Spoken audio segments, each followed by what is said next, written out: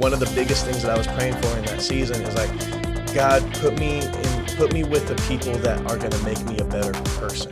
Not the ones that can turn the keys and do all of this, but I want to work with the right people because I want to be here for a long time. Hey, I'm Jonathan Unthank. Welcome to another edition of the Rewrite Podcast and hanging out with Sean Rodriguez. Man, thanks for hanging out today. Man, thank you for having me. This is awesome. Dude, so tell me a little bit about yourself, then we'll talk a little bit about music, and then the Rewrite Podcast is set up to talk about our faith in Jesus, your faith story. I love it. So tell me a little about yourself first of all. Yeah, man. So my name is Sean Rodriguez. I do Christian music. Before I did Christian music, though, I was actually a family pastor back in Denver, Colorado. I live in Tennessee now, moved about 4 years ago, and just trying to pursue that family ministry calling through this new lane that is Christian music. So yeah, it's been a blast. God's been good in the season, and now I'm here with you. That's awesome, dude. Yeah. So family ministry, was that kind of like kids pastor? Yeah. So it was all the lanes, man. It was children's pastor. It was middle school. It was high school. I got to speak to the parents and the grandparents on a Sunday every once in a while. But I will say my favorite element of it was children's ministry. Yeah. The joy and the fun that kids have in ministry, it's so cool. We did something called, well, I'm sure a lot of people are familiar with Vacation Bible School. We called it Kid Venture. It was just kind of our spin on that. But my favorite memory of children's ministry was Kid Venture, and I played this character for a season called Wooloo Mooloo, and he was like this Australian safari explorer guy, and it was just my favorite thing because we would do these skits, and there was a bad guy, and there was a team of good guys, and it was, we were spinning off like the Avengers movies and those kind of things, but the kids loved them so much that I had parents afterward, we're 2 or 3 days into this Vacation Bible School that's a week long, and I have parents coming up to me talking about, hey, who is El Taco and why is my kid praying for him? And so the bad guy was El Taco and he was Wooloo Mooloo's nemesis, and it was this funny, we had fun with it, but the kids got super into it, and then obviously we would send them off to their classes for the day, and they would do the lessons and the crafts and stuff like that. But that's one of my favorite memories of family ministry, is being able to have fun, bring the kids into this world of just like, hey, everything here is awesome and it's safe and you're loved here, and like this is the memory of church that we want you to have. Exactly right. Well, you're speaking my language. I was a kid's pastor too for let's go. 7 Come years, on, man. man. So yeah, I'm So you said characters, and I'm like, I've dressed up as every character imaginable. Exactly, and it's always like, when you do it for the kids, you don't care how silly you look or anything like that. And I remember me and my wife now, we were just dating at the time, and we were early in our dating, and I had invited her like, hey, we're doing the family night for VBS tonight. You want to come check it out? And then I realized she's about to see me like be this wild Australian safari guy. Like, is she gonna, like, this isn't gonna be cool? But she says it made her fall in love. So I don't know. Whatever it takes. Yeah, but it's funny, man. When you're doing it for the kids, you just don't care who's watching. What I mean? It's so cool. Well, and you think about the impact of even a crazy character like that. Yeah. They're going to be talking about it when they're teenagers. Yeah. You remember that? Yeah. You left that moment in their life. Yeah, seriously. I mean, we found out later on that, that kids and families, when they would play pretend, they would pretend to be the characters from Kid Venture. And so it's funny, the impact, and I always talk about, in ministry, they will never remember, and this is kids, teenagers, adults, they will never remember all the Bible verses you taught them or all of the lesson subjects, but they will always remember that church was that place that they wanted to be in. They wanted to go there, and they knew that the people there loved them. And that was our opportunity in any kind of ministry. We have an opportunity to just make people feel loved and feel like this is where I want to be. And that was a great example of being able to do that. That you're getting your feet wet in that regard. So as far as like moving into music, how did that opportunity? Yeah, man. So I always loved music in that time, but in Denver there's not a big big Christian music market. You know, I always wanted to, do something in that lane, but I never thought it would be possible. So right around when my daughter was born, I was just going through this thing of, all right, well, I'm spending money to make songs, and I probably need to get serious about, raising my daughter and, career and all of that stuff. So I was about to kind of give it up. I was going to say, all right, God, that's not for me. I'm going to do ministry, and I'm going to leave the music dream behind. And before I did that, a buddy of mine was like, why don't you take a trip out to Tennessee and just go visit people? And I was like, oh yeah, I'll go, but my mind's pretty made up. I think God's calling me out of it. So, I did the prayer and I did the fasting before I went out, and I did the thing you're not supposed to do, right? I had this list like, okay, God, yeah, like, if this is what you want, then here's my checklist. And you're not supposed to do that. I did it, and God checked every one of those boxes and even more. And the craziest thing to me was I called my wife after I met who is now my label, We Rock Entertainment. I called my wife after I met with them for the first time. And I told her, hey, so listen, there may be an opportunity for us to try this music thing, but they said there's no guarantees. They said it would be a lot easier if we lived out here. And her first response, no joke, she said, okay, I'll start packing. Wow. And I was like, wait, hold on. So from that point, man, I'm trying to talk her out of it because, I'm like, well, what about this? What about this? What about this? And she's just like, nope, I've been feeling God stirring me up. God's been telling me that we have to do something different. Something is next. And I think this is what it is. So literally 3 months after that, we're in the car, we're driving down. We have no family out there. Everything that we own is, in our rental trailer thing, and we don't have jobs. We don't have guarantee of future music or anything like that. We just have a little bit of money that we had saved up and an apartment waiting for us on the other side. Wow. And we said, all right, let's go and see what happens. And through, one of the biggest things that I was praying for in that season is God, put me with the people that are going to make me a better person, not the ones that can turn the keys and do all of this, but I want to work with the right people because I want to be here for a long time and I want to be doing this for a long time. And We Rock were the people that he put me in front of. And this is another kind of funny part of how God works. The other thing that I prayed for, and I encourage everybody who is stepping out in faith to pray this: God, this is what I want. But even if you don't, I will serve you faithfully wherever you put me. Yes. And in my first 9 months in Tennessee, God did not put me in music. He put me, me and my friend, we called it the dungeon. But I worked on the video team for from what was then my home church in Tennessee. Yeah. I worked on the video team, and I was the guy behind the camera doing the edits and looking at other, filming other people's testimonies.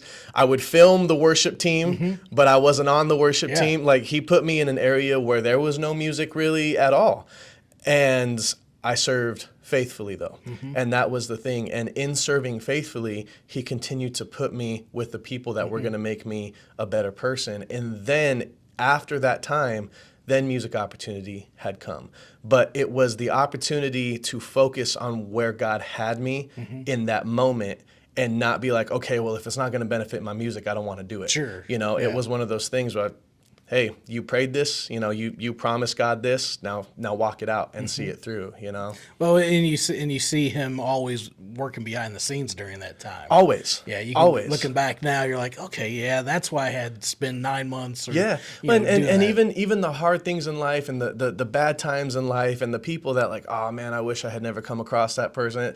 You can trace it back and say, well, look what came out of this. And arguably, if I didn't have that season of my life, would I have ended up doing this, which connected me to this, which connected me to this? So when you go back and you connect the dots that God's doing in your life, it always blows your mind, okay, God, you knew it the whole time, And I jokingly say, God, you couldn't have just put me at the finish line. Come on. But it's cool, it's a journey, and it's one of those things where God truly does get the glory in the end, because I can't even tell you how I got here. It was a God thing. It was something that God had to make happen. And when God does the story that way, it ensures that he gets the glory for it. You're right. You've given us a good introspective look into, your calling and ministry and opportunities that you've had. how did it all begin? Just being introduced to Jesus and just, making that decision that, you know what, God, my life is yours. Yeah, yep. So I grew up in church. Yeah. My grandfather, he was and he still is a pastor. He's been going strong for a long time, Wow. man. My earliest exposure to music was, and to this day, I still don't remember her first name, but she made such an impact on me that, she was the worship leader in the church, and her name was Sister Jamal, and I wanted to be Sister Jamal. You know what I mean? Like she sang so good, and it was that just very upbeat worship and all of that, and that was my earliest exposure to music and just the joy. And I would look around the church and people are jumping and clapping and praising God and having a great time. And then when I started to get into music and everything and like listening to music, oh, I like this song, I like this song. It was always it was Toby Mac.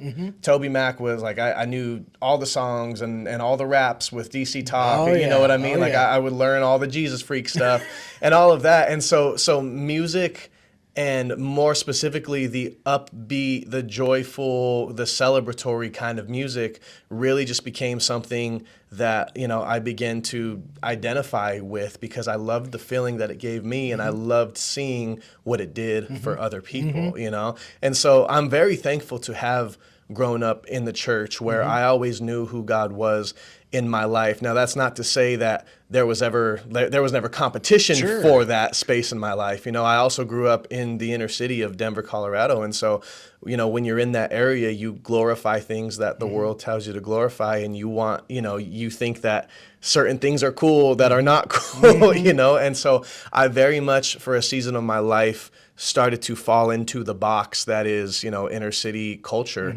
But I'm so thankful that through all of that, I had that constant reminder that God had something that, something more. And when I say something more, I don't mean like God was calling me to music the whole time. Yeah. I mean something more than life outside of the box. You know what I mean? And that's what I always like to talk about when I go back to that city specifically or any other city similar. It's, there is so much more than this life between these two streets that And if you can get out and experience it and see what God does in the world, it will just it does something inside of you, and it says, okay, let me take a leap, let me see what else there is, because there is so much more than what you've grown up knowing. I love that. So your grandfather, Sister Jamal, Yeah, they're like the bedrock. So Yep. Grandpa, Sister Jamal, Toby Mac. that's hilarious. That's hilarious. But and I have sort of that same those memories as well. Couldn't remember her name, but my dad pastored a inner city church in Chicago as a kid. Okay. But I remember this little old lady. Couldn't tell you her name to this day. But I remember being the only one in her Sunday school class. Wow. So her, same kind of thing. Laying the foundation of faith in me as a little boy, that kind of thing. That's important. Yeah.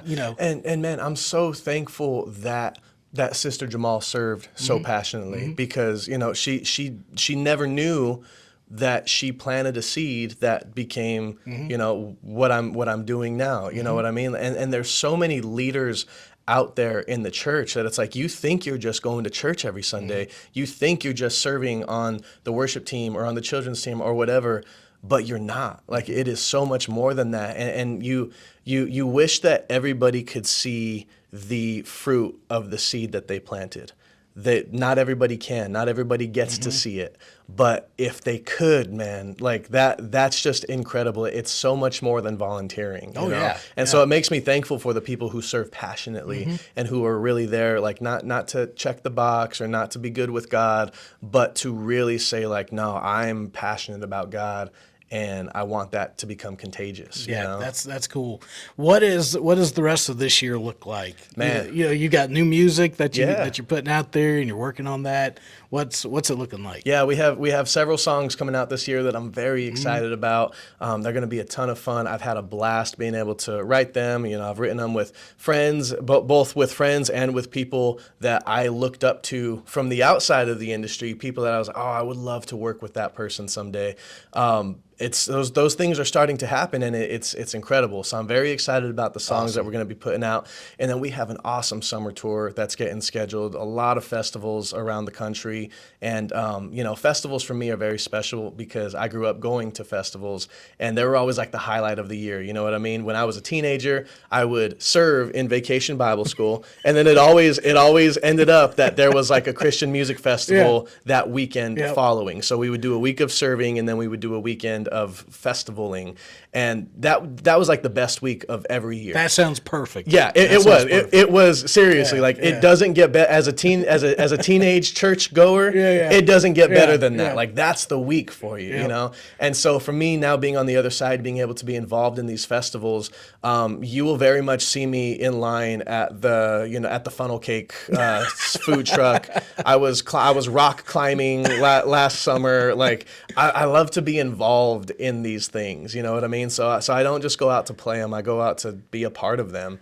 And that's always been such a blessing. And I'm so thankful for the perspective that I have going from being a super fan of these kind of things to now being able to be a part of those kind of things, like being behind the scenes, part of like someone who gets to help make that happen is really cool. He's like all in. I'm dude. All in. Yeah. When it comes to that. Now, as far as your grandfather, how old is he? He is 71 now. 71. Yeah. Now, is Sister Jamal still alive? She is not. She's not. Yeah, she is no longer with us. Because I was thinking that would be a cool mashup right there. Dude, if I had that opportunity, I tell you what, man, that would be incredible.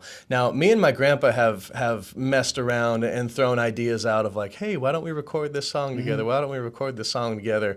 But it just hasn't happened yet because it's really crazy. You know, even when he was young, he was a traveling evangelist and he was the worship leader for the pastor that he was serving under.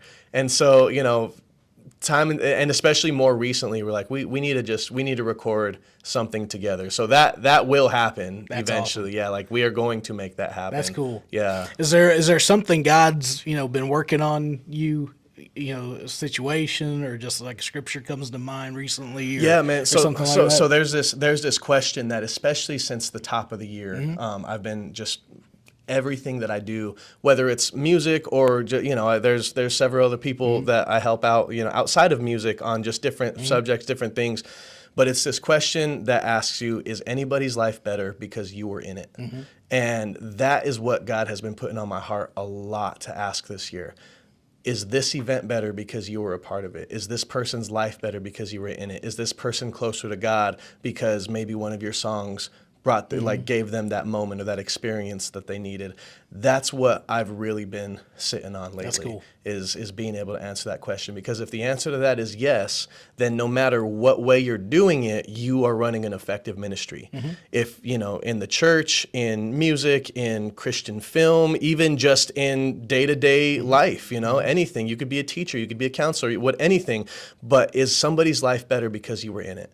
And if the answer is yes, then that probably means that you are running an effective ministry. Yeah, that's fruit. Yeah, it is. It's fruit. Yeah, and so that's really been big on my mind. And then the other thing is God, the way that God works. So the latest song that I put out is called Just Like God. And it's these moments in life where only God could have made that happen. So the story that I go back to is Joshua and Jericho, right? Their instructions on paper didn't make any sense. Walk around this wall for 6 days, 7 times the seventh day, and then blow the trumpets.